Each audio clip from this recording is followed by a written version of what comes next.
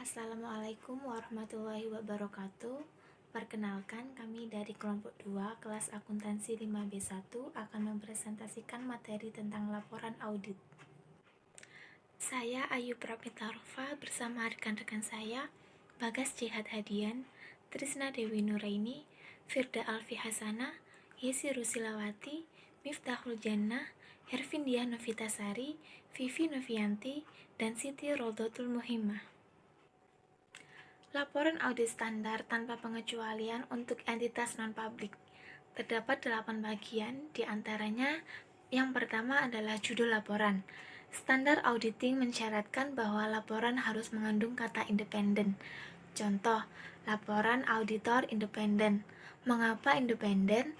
Karena auditor dalam segala aspeknya dilaksanakan secara tidak memihak atau tidak bias. Yang kedua, alamat laporan audit.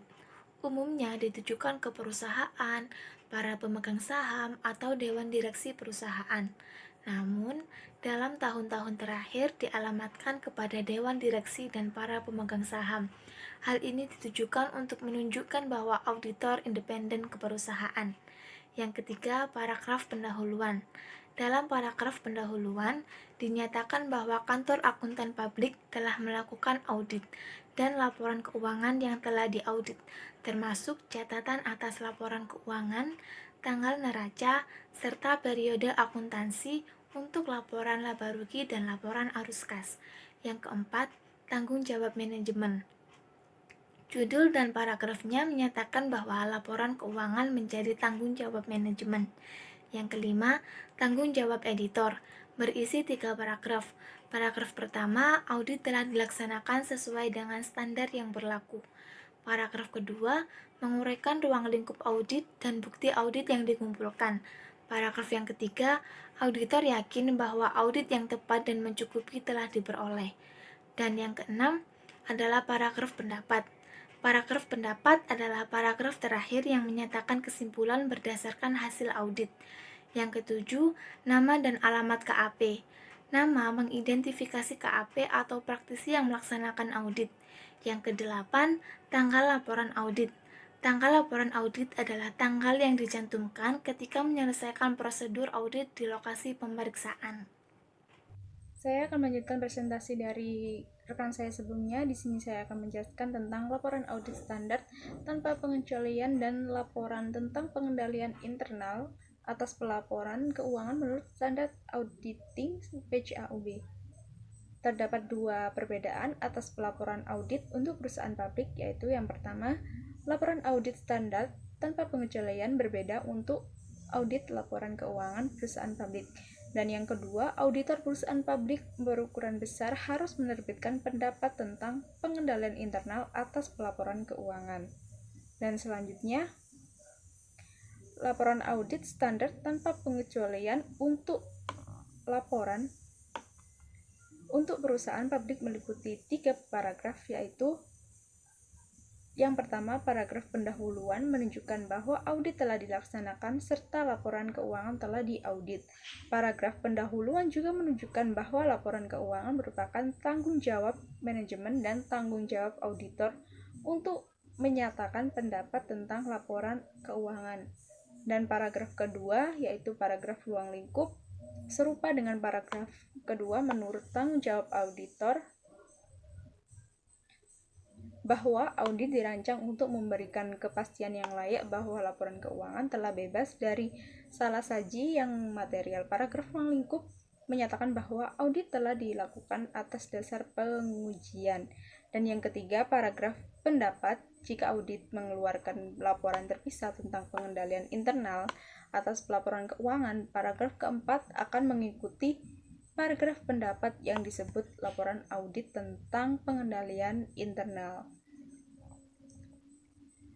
Perusahaan publik berukuran besar dapat memilih untuk menerbitkan laporan terpisah sebagai laporan pengendalian internal atas pelaporan keuangan atau pada laporan gabungan. Laporan audit wajar tanpa pengecualian dengan paragraf penjelasan atau modifikasi kata-kata. Nah, laporan audit ini memenuhi kriteria audit yang lengkap dengan hasil yang memuaskan dan laporan keuangan yang disajikan secara wajar. tapi audit merasa penting atau wajib untuk memberikan informasi tambahan. Berikut ini adalah penyebab paling penting dari penambahan paragraf penjelasan atau modifikasi kata-kata pada laporan wajar tanpa pengecualian. Yang pertama, tidak adanya aplikasi yang konsisten dari prinsip-prinsip akuntansi yang berlaku atau GAAP. Yang kedua, keraguan substansial mengenai going concern. Yang ketiga, auditor setuju dengan penyimpanan dari prinsip akuntansi yang dirumuskan. Yang keempat, penekanan pada suatu hal atau masalah lain. Dan yang kelima adalah laporan yang melibatkan auditor lain. Hanya laporan yang pembuatannya melibatkan auditor lain yang memerlukan modifikasi kata-kata. 4. Laporan yang pertama memerlukan suatu paragraf penjelasan. Pada setiap kasus, paragraf laporan standar tetap disertakan tanpa modifikasi, dan paragraf penjelasan yang terpisah akan diikuti dengan paragraf pendapat. Konsistensi vs komparabilitas. Auditor harus mampu membedakan antara perubahan yang mempengaruhi konsistensi pelaporan dengan perubahan yang dapat mempengaruhi komparabilitas tetapi tidak mempengaruhi konsistensi. Berikut ini adalah contoh-contoh perubahan yang dapat mempengaruhi konsistensi dan karenanya memerlukan paragraf penjelas jika perubahan tersebut bersifat material.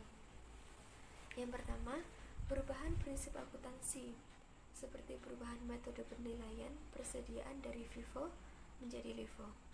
Yang kedua, perubahan entitas pelaporan, seperti penambahan perusahaan baru dalam pelaporan keuangan gabungan. Yang ketiga, koreksi kesalahan yang melibatkan prinsip-prinsip akuntansi. Lalu, perubahan yang mempengaruhi komparabilitas tetapi tidak mempengaruhi konsistensi, sehingga tidak perlu dimasukkan dalam laporan audit. Yang pertama, perubahan estimasi, seperti penurunan umur manfaat aset untuk tujuan penyusutan. Yang kedua, koreksi kesalahan yang tidak melibatkan prinsip akuntansi, seperti kesalahan matematis tahun sebelumnya. Yang ketiga, variasi format dan penyajian informasi keuangan. Dan yang keempat, perubahan yang menjadi akibat transaksi atau peristiwa yang sangat berbeda, seperti usaha dalam riset dan pengembangan baru atau penjualan anak perusahaan. Jika akuntan publik bergantung pada KAP yang berbeda untuk mengeluarkan sebagian audit, KAP utama memiliki 3 alternatif. Alternatif yang pertama yaitu tidak memberikan referensi dalam laporan audit. Apabila tidak ada referensi yang diberikan kepada auditor lainnya, maka pendapat wajar tanpa pengecualian standar akan diberikan kecuali ada situasi yang mengharuskan adanya penyimpangan. Alternatif yang kedua yaitu memberikan referensi dalam laporan atau laporan dengan modifikasi kata-kata. Jenis laporan ini disebut juga sebagai laporan atau pendapat bersama.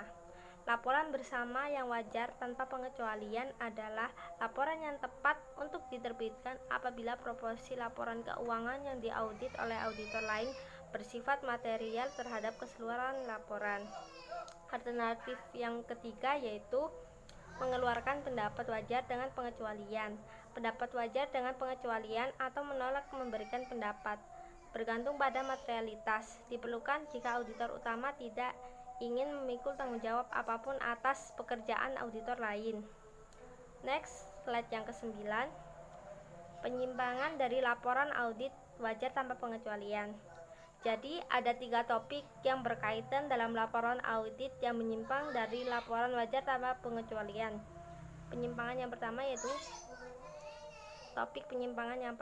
yaitu kondisi yang memerlukan penyimpangan dari pendapat wajar tanpa pengecualian. Yang kedua, jenis pendapat selain wajar tanpa pengecualian. Yang ketiga yaitu materialitas. Ketiga penyimpangan tersebut diikhtisarkan secara singkat. 1. Ruang lingkup audit dibatasi. 2. Laporan keuangan disusun tidak sesuai dengan prinsip-prinsip akuntansi yang berlaku umum seperti penyimpangan GAAP. 3. Auditor tidak independen.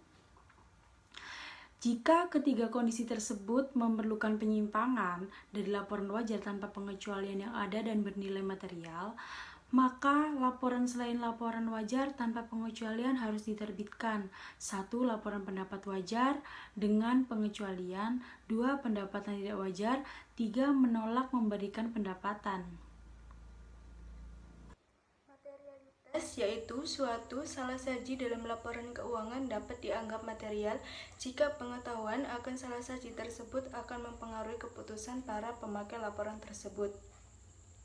Selanjutnya, ada 3 tingkat materialitas. Yang pertama, jumlahnya tidak material, dan yang kedua, jumlahnya material tetapi tidak memperburuk laporan keuangan secara keseluruhan. Dan yang ketiga, jumlahnya sangat material sehingga kewajaran laporan keuangan secara keseluruhan diragukan. Pembahasan tentang kondisi yang memerlukan penyimpangan. Ada 2 kategori utama pembatasan ruang lingkup audit. Yang pertama, pembatasan oleh klien. Yang kedua, pembatasan karena kondisi yang berada di luar kendali klien maupun editor. Proses pengambilan keputusan auditor untuk laporan audit. 1. Menentukan apakah ada kondisi yang memerlukan penyimpangan dari laporan wajar tanpa pengecualian standar. 2. Memutuskan materialitas untuk setiap kondisi. 3. Memutuskan jenis laporan audit yang tepat untuk kondisi tertentu berdasarkan tingkat materialitas. 4. Menuliskan laporan audit. IFRS semakin mudah diterima di seluruh dunia sebagai dasar akuntansi yang digunakan untuk menyusun laporan keuangan di negara lain. IASB menerbitkan International Standard on Auditing atau ISA. Standar auditing di Amerika Serikat sekarang memungkinkan para auditor untuk melakukan audit atas laporan keuangan entitas Amerika Serikat sesuai dengan standar auditing yang berlaku umum di Amerika Serikat dan juga ISA. Sekian presentasi dari kelompok 2. Apabila ada pertanyaan atau saran, mohon isi di kolom komentar. Mohon maaf jika terdapat kekurangan dalam presentasi kami. Wassalamualaikum warahmatullahi wabarakatuh.